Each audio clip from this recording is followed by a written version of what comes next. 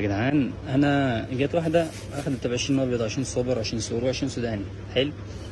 فكانت في العصاره اللي قدامنا دي، خدت الحاجه ومشيت.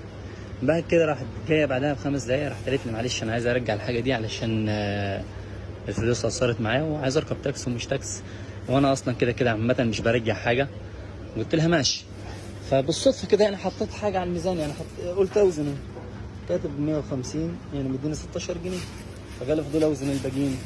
نيجي بقى للابيض نكتب 300 جنيه 16 جنيه برضه. تمام. نيجي للسوبر نفس السعر، مديني 15 جنيه بدل 20. نيجي للسوري 150 مديني 16 برضه. بس يا جدعان يعني كل حاجه ناقصه 5 جنيه واللي ناقص 3 جنيه و4 جنيه. فيعني انت كده شاطره يعني بجد، يعني انت حلو.